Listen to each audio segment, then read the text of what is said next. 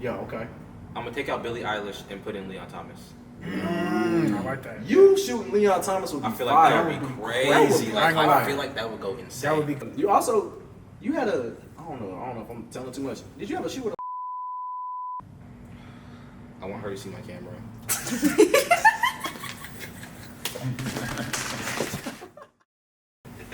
What's good, everybody? It's your boy Mo Gotti here, man. And it's your boy Nas the Great, man, and we back with another interview, man. Who we got in the building today?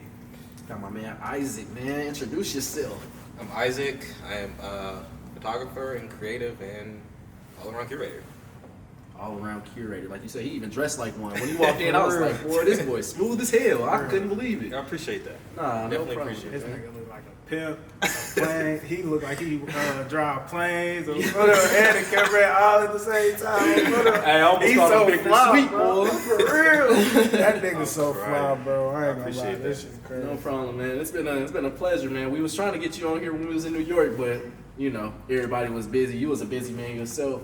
For real. How's everything been this year? How has your 2025 been? It's been great, to be honest. I'm not gonna lie. Like, I got a chance to do a lot of really cool stuff that I never even thought was like possible, especially coming from like a city where we from, and then going out there and really just like moving around. This year really showed me a lot. I got a lot of like high expectations for next year. That's what's up. That's what's Let up. her hear that. But just tell the people where you're from. You said where we're from, so of course a lot of people know that might be Indianapolis. But tell them where you're from, how you grew up, and all that good stuff. I was actually born in South Bend. Oh wow. Yeah, I was born in South Bend, but we ain't gotta do that. My bad. I was born in South Bend, but I was raised in Indy pretty much like my entire life. I grew up on the west side, literally 71st Street. Okay. So like this is like where I grew up. So yeah. That's what's up, man. So what got you into? I don't want to just say photography, but just like being a creative person in general. My cousin, that's not true. I would say it started off like with my mom. My mom was extremely creative growing up. Like she took pictures. She was a designer. She did a whole bunch of stuff. But I felt like what really pushed the needle was my big cousin. I seen that he was taking pictures. And I wanted to be like him growing up. I wanted to be like my big cousin. He just, I don't know, he was in the coolest shit. So I can cuss, right? Yeah. I gotta chill. My granny told me I gotta chill on my cousin. I didn't know she was watching this. She was like, hey, you gotta chill. But yeah, my big cousin, he lives in Detroit, so I feel like they fashion sense and just how they move in general. For sure. It's just like, it's different, so I wanted to, do what he was doing. I seen that he was taking pictures, and then after my first job, literally my first paycheck, I went and bought like a camera. And that was... What camera was it? It was a Canon 30D. It was Canon 30D. I still got the camera. Oh, damn. Yeah, I'm never getting rid of that camera. It still get some run too? No, I don't. That camera hasn't been used probably since like 2016. Damn. But I'm gonna keep that camera. You got it. You got to keep that forever. It's in the start. Yeah. It helps you. It brings you back to where like this is what I'm doing. Exactly. You know what I'm Yeah, saying? facts. I definitely feel you on that.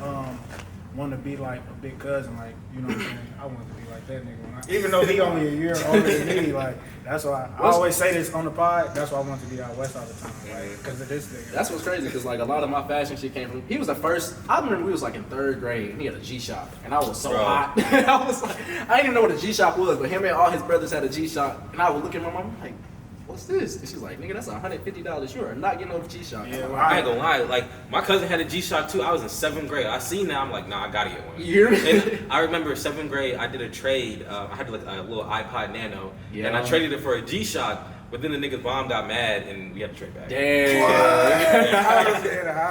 Because what really fucked it up though is like on the bus, because we all rode the same bus. Everyone on the bus was like, "Nah, you lost that trade." I'm like, so "Y'all they really was like, gassing him yeah, up? like he was cool, but then they, yeah." Yeah, that's how it was, man. They bringing me back to the trading days. I remember I had traded, I had traded somebody so bogus. I had traded somebody like 2 pairs of Air Force Ones for a pair of, I think they was like the Year of the Horse Kobe's. Oh yeah. Yeah, I had, and he ain't like them. He was like, it's like, nah, man, I'd rather have some forces. I said, well, I'll give you 2 forces. Don't even worry about it. I'll give you some gray ones and some purple ones. I said, okay.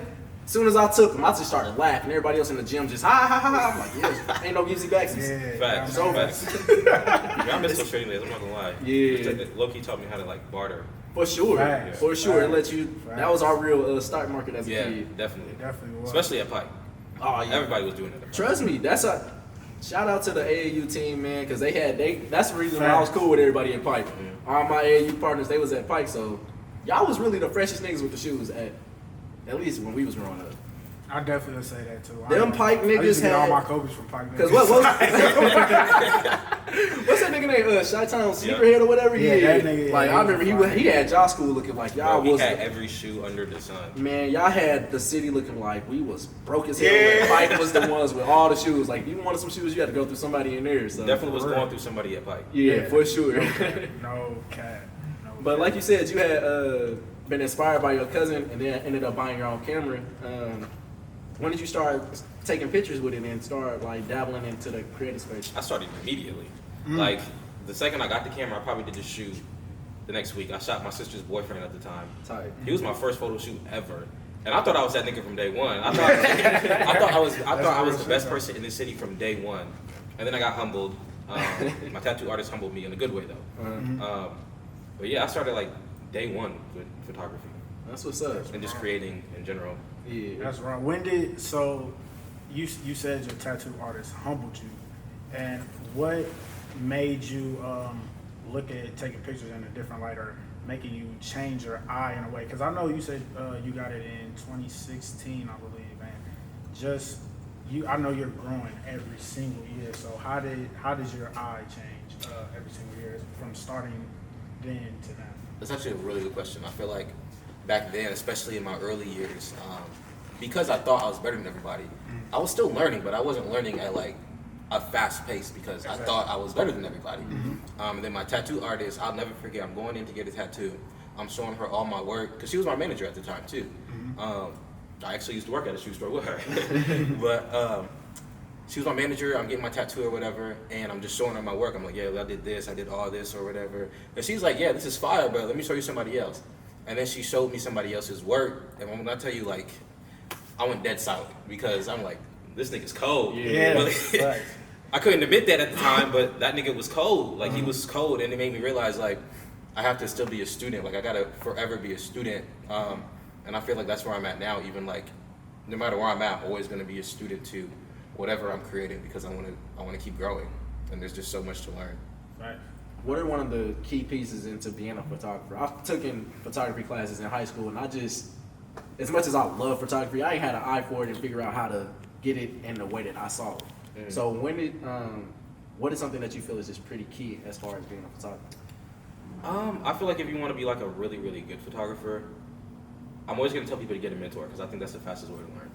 Yeah. Is getting a mentor. But even outside of that, I feel like literally just keep learning, but like keep learning and knowing like what your style is, and don't let other people try to change like what your style is. I feel like if you're just starting out, I feel like you should go all in and learning like the foundation of photography as far as like how to actually use the camera.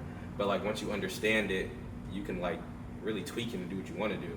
But I feel like you need that base understanding first. I think vision is really the most important thing. I think vision is by far the most important thing when it comes to creating in general. You need to have a vision because I can have all the technical knowledge in the world, but if I have no vision, what are we doing?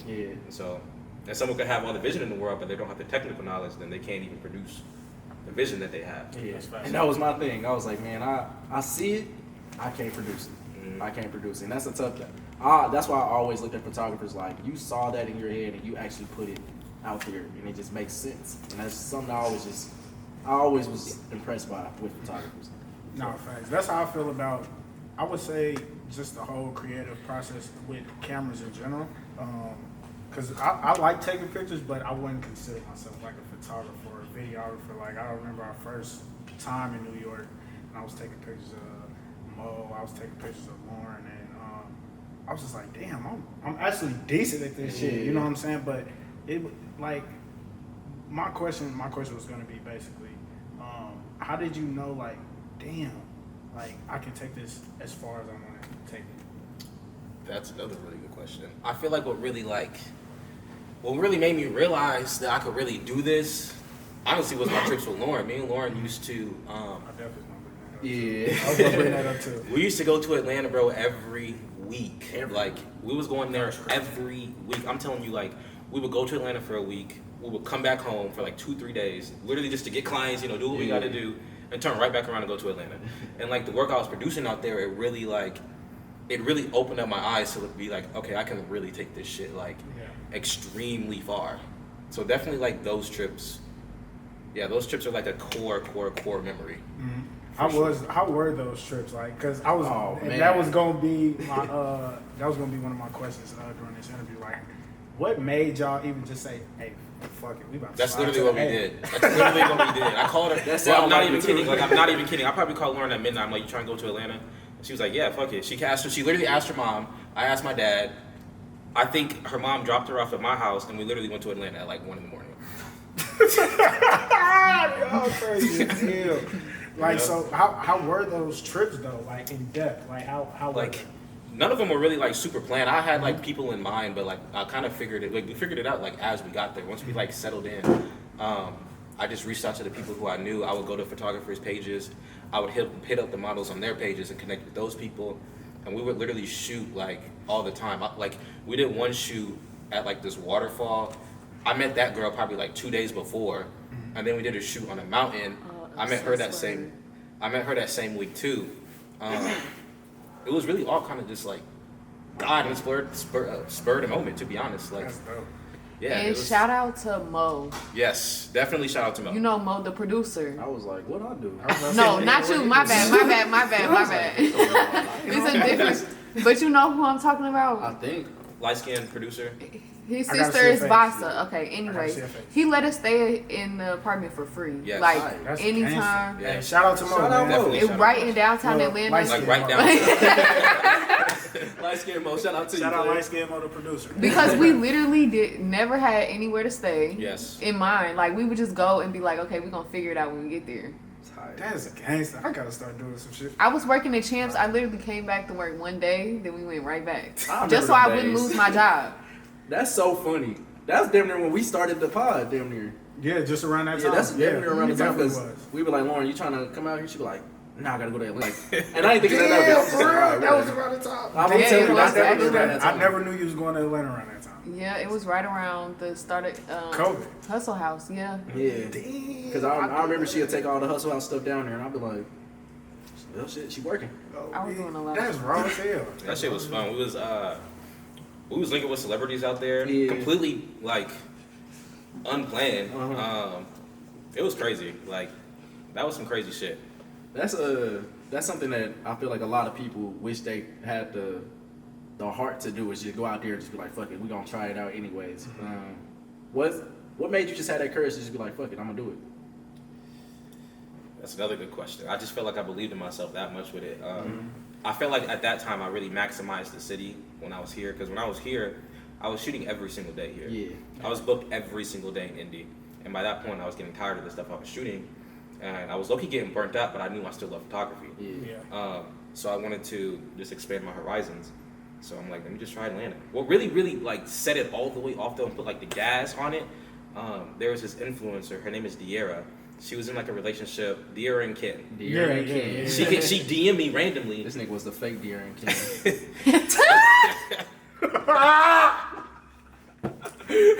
Get me in trouble.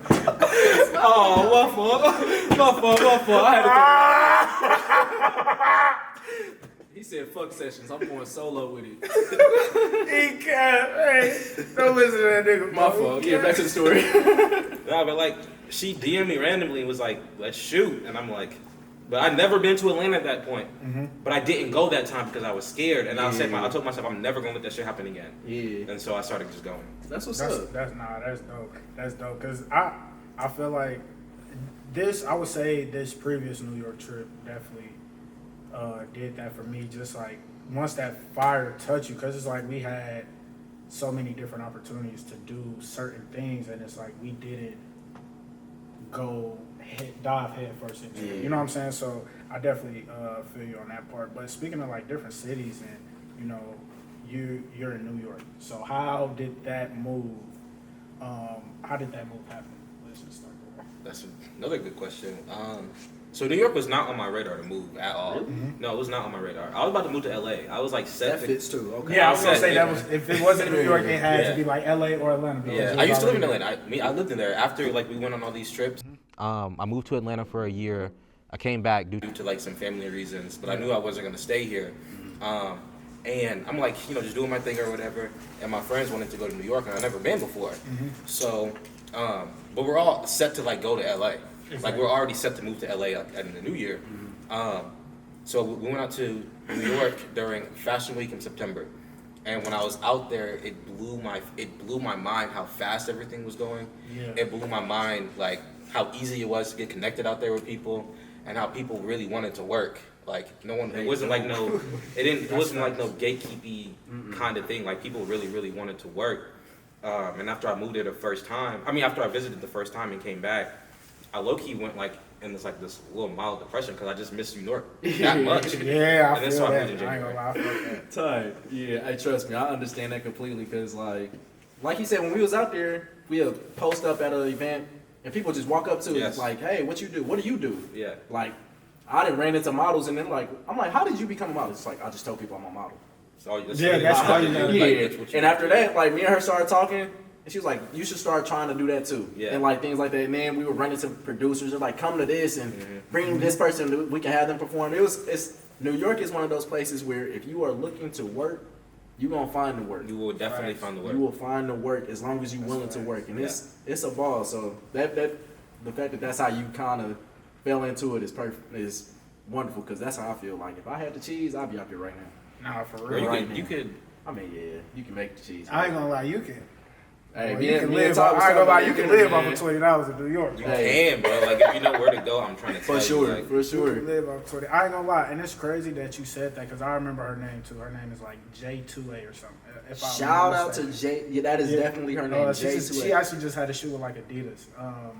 And yeah, I've been paying attention to her a lot. She has some dope work, but she did tell you, she was like, yeah, just start telling yourself you're a model. And you done had like 3 Man. shoots since then, I was bro. like, yeah, I ain't gonna lie to you. New York people, they will motivate you to just try stuff and just be creative for sure. Yeah. So like, shout out to Jay. Shout out, I can't remember her name. She's a producer who was gonna actually let my cousin perform. Oh, It was like, yeah. Heartbreak? Or? Huh? Oh, Nah, that was our first trip. Yeah, that was the Shout first out. trip. I know you talking about that. Shout out Heartbreak. But I'm gonna have to find her stuff and I'm gonna probably tag her in this. But she was dope as hell. She actually just dropped the album when we was out there. It was pretty fire. good. Nah, But that's yeah, dope as hell, yeah. New York is a one of a kind spot, especially if you're trying to build and grow. How was cause we connected during Fashion Week and he was a busy man. How was Fashion Week this year? oh, it was great. I had a great time. Before I linked with you guys the last time, I was at a Law Roach party. Shout out Law Roach. We missed him. He was at Billionaires Boy Club, wasn't he? I think he was. Law is probably one of the most connected people ever. I was at a Law Roach party. I met Ryan Destiny. I met Carrie Hilson was there. I was scared to talk to her though. I would have got cold feet like Yeah, a I did. motherfucker. I got ain't gonna cold feet. She was my celebrity crush growing up, so I For definitely sure. got like cold feet trying to talk to her. I met I'm not gonna say. I met somebody's children. Yeah, We actually saw that man kids out there. We sure did. We sure did. I met a lot of people at that place, and that event really opened up my eyes too. Just The like way everybody how they knows. network, because like yeah, they having fun, but like they working. working. Yeah, exactly. So that was fire. That blew my mind. And then Kendall Jenner, I met her too. I hung out with her for a night. Damn. And y'all wonder why I went into beef with y'all. Hey look. No, I was Nah, beefing with that everybody. night. That wasn't that night. She wanted her but, hey. desserts. Oh, was for hot, real? too. Y'all gotta start. Cause what was the first night? Wasn't Kylie there too? Kylie, she was at Billionaire Boys, not Kendall. Was it? It was It was a whole bunch of people. It was somebody. I know we missed a whole bunch of people. We missed a lot of shit overall that whole weekend. We But had it's cool, fun. though. We had a little too much fun. Moral of the story? We gonna be following Isaac and working. That's the moral of the story. But you had a I don't know if I'm telling too much. Did you have a shoe with a Not yet, no. Not yet. Shit. We're What's gonna gonna beat that happen? up. We're gonna beat that up. Yeah. I don't know nothing about that. Oh, type shit. I ain't gonna say. We gonna bleep out the name. But yeah, how did that come about? How was that? I met her at Law Roach. I met her people at Law Roach's party, Of course. and I got their PR team's like contact information. Tired. Bro, no, she's Yeah. no good. I ain't gonna cap. Hey. We did see her at Tuskegee, cuz. We had to have ran into her at least once or twice while we was at Tuskegee. Shout out to the women in Alabama. man. Shout out to Tuskegee University. Bro. Shout out to Miss. I ain't gonna lie. I should have transferred the day I touched them. No cap. But New York though. So like, how did you? After your first time, you said after the first fashion week that you went to, how did you start making connections, and how did you get out of that depression? You know that. I started sending a fuck ton of emails, bro. I was emailing like 1,000 people a day the second I got back, just to like get connected with people in New York. I was intentionally emailing so many people from New York just to get my name circulating. Yeah, And then when grind. You said what? That's a real grind. Yeah, yeah. And then when I got there, I still was emailing the same amount of people. My goal was to have 2 meetings a day. That's still my goal now. Or not 2 meetings a day, 2 meetings a week. That's still my goal now, is 2 meetings a week. But that's really what I did. Like, I just networked with people, and I feel like the biggest thing that really, really helped me move a lot further, a lot faster, is I was very intentional about connecting with people who are born and raised in New York. Yeah. Because they think differently than people who move there do. For sure. I don't know how to really explain it, but like the way that they think and the way that they move, they're a lot more connected and they know a lot more people and they just move completely differently than like other people who move. So most of my friends like in New York are born and raised in the Bronx. Tight. So I spend a lot of my time in the Bronx. I was about to ask, what's your favorite borough? The Bronx. Bronx? The Bronx. That's I think we only been one time. Yeah, we wasn't there for long, but I like the Bronx. I like the Bronx too. Yeah, from what I've seen, it was real. It's That's the like real the New real York. New York. That's Yeah, the real yeah, New York yeah, for sure. So trash. For sure. This- I gotta check out Harlem too. I heard Harlem more or less the same, Harlem's fire. but I gotta go to. Yeah, I got a homie that stay out in Harlem. He said that if you want to know the real New York, go to Harlem and go to the Bronx. Yeah. Damn. Yeah, I'm gonna have to check that That's out cool. for sure. I'll be out there in February. Hey man, Facts. we'll be out. Oh, ain't it Fashion Week in February too? Sure is. Yeah, I'll be out there in February. He said my pocket's hurting. Oh, man, like, damn, bro. Damn, bro. All right, I guess we going back. I'll be out there in February. I ain't got shit going on. Definitely slide. Fashion Week that's like mandatory. Yeah, for Because sure. everyone's gonna be there. Like everyone's always there during Fashion Week. And it's February too. I want to wear a mink coat during Fashion Week. I'm bringing out the biggest pelly they done seen. Yeah, I want with to wear. that. Yeah, I want to wear a That's belly a pelly they too. never seen in their life. They're gonna be like, what the hell is this?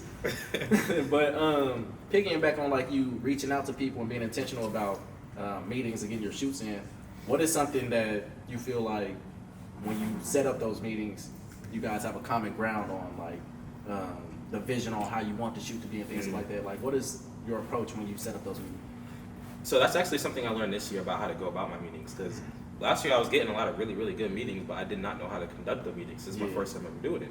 So I was fucking up a lot of meetings. Like I had a meeting with Ebony Magazine. I fucked it up like greatly. I fucked it up. I fucked that meeting up greatly.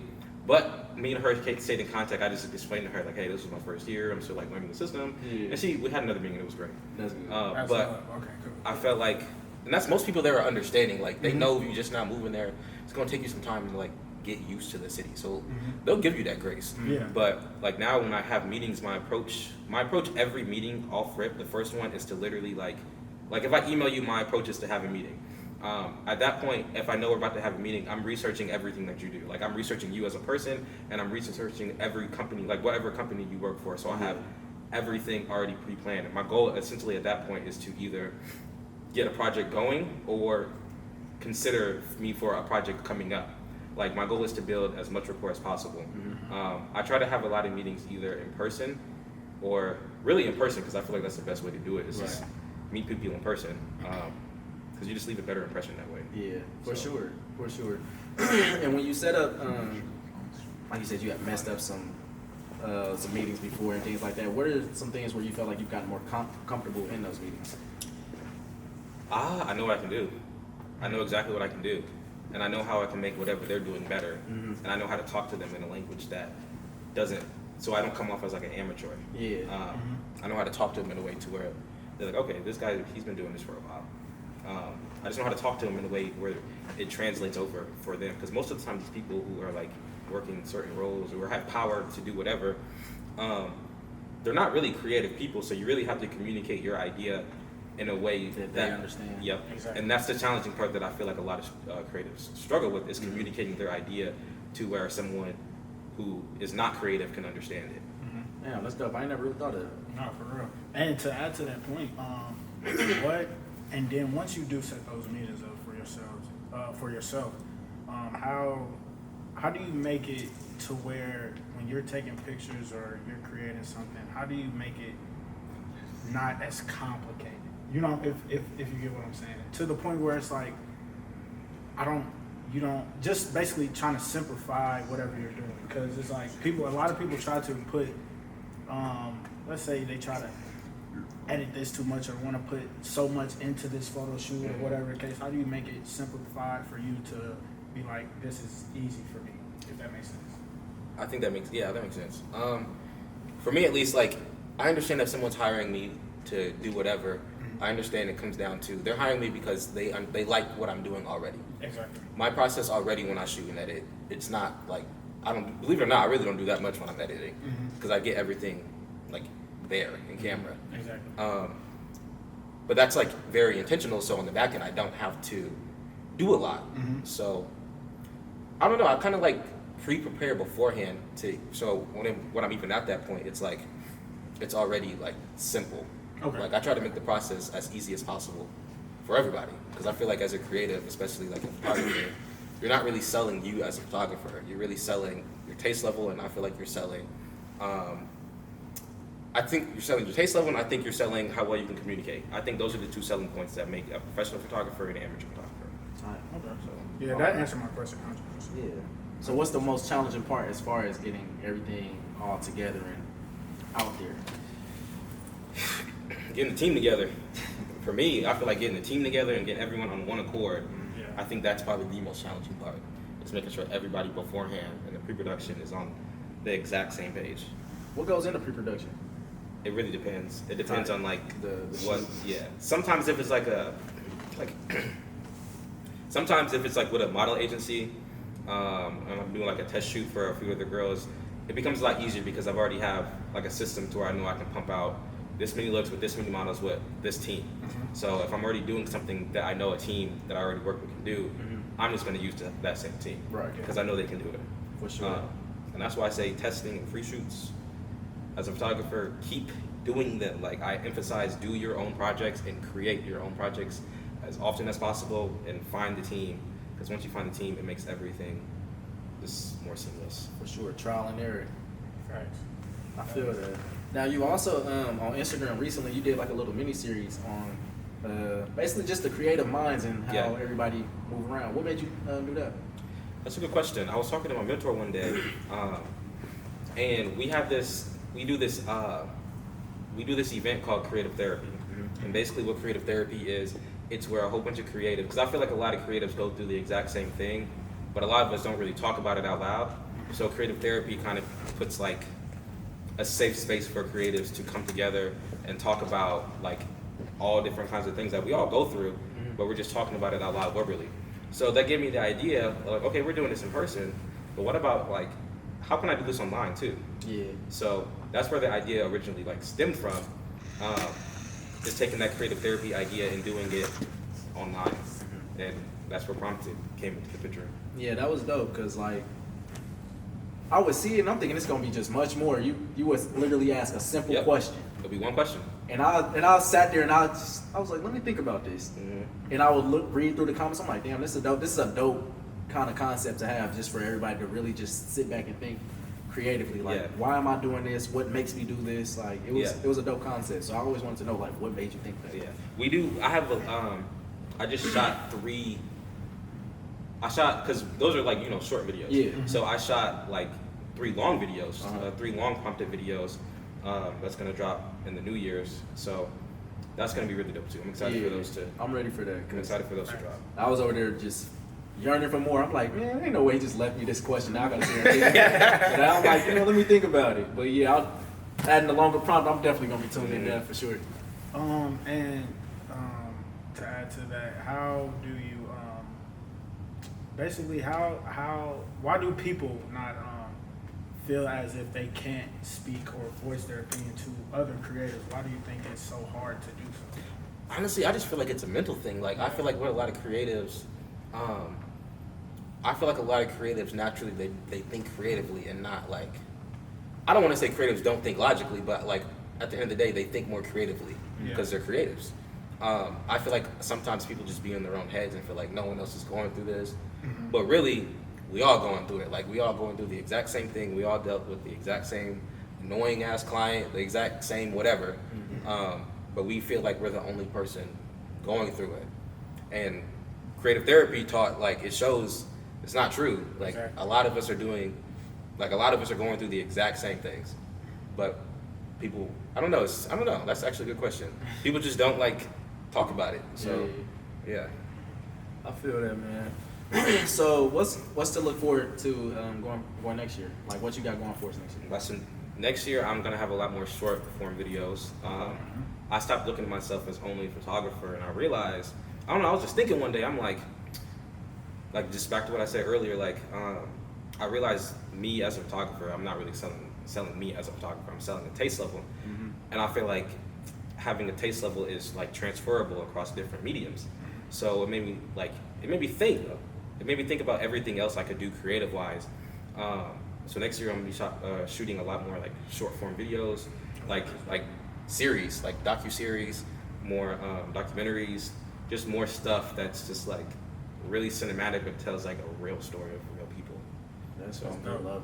That's dope. Because my question to you was, before we got up out of here, is what do you see yourself doing more of besides photography?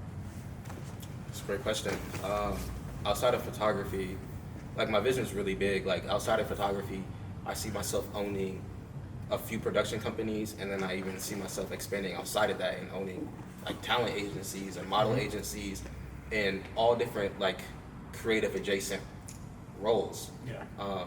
So that's like the long-term vision of what I see myself doing, even outside of just shooting. Yeah. I see shooting as just like the way in. So my goal is to like create the way in, and then bring people who look like me in the door. So That's a lot. For sure.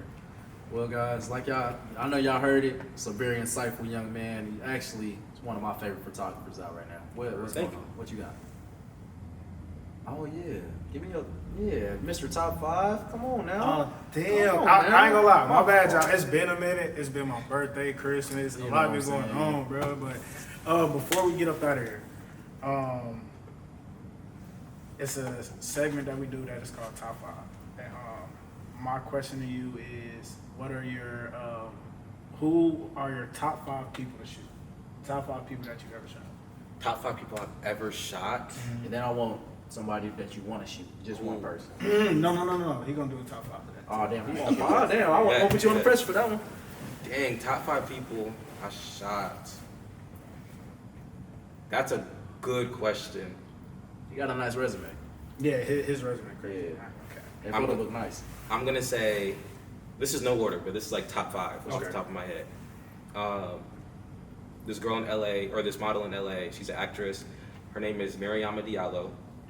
We did a shoot on a beach, and it was super fire. And she was dope as fuck as a person in general. I would say her. I would say this girl named Jalixa. She's a model. She's also really dope. Who else? Dang, that's tough. That's tough. That's That really is tough. because you didn't do a lot. You, like you said, you've been doing this shit for a long ass time, during 10 years. Now, Yeah, you know what I'm saying? So Yeah. Angie. I love Angie. I went to high school with Angie. I got excited. I was about to say, you getting shot, Angie Martinez. Definitely Angie. I will always photograph her. that's 3. Jalen Hall. He's in my top 5. Got one more spot. That's tough.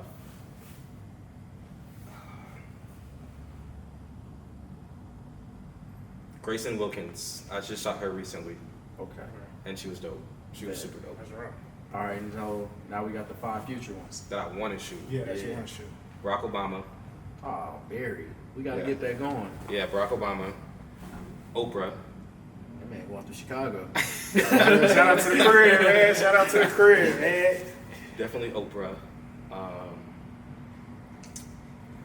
Who else do I really want to shoot? Carrie Hilson. I want her to see my camera.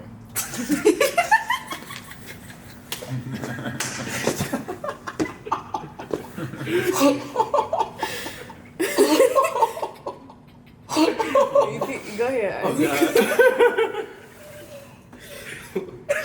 Did I miss something? No, that was We just childish. My fault. Let me know what you do with a shoot though.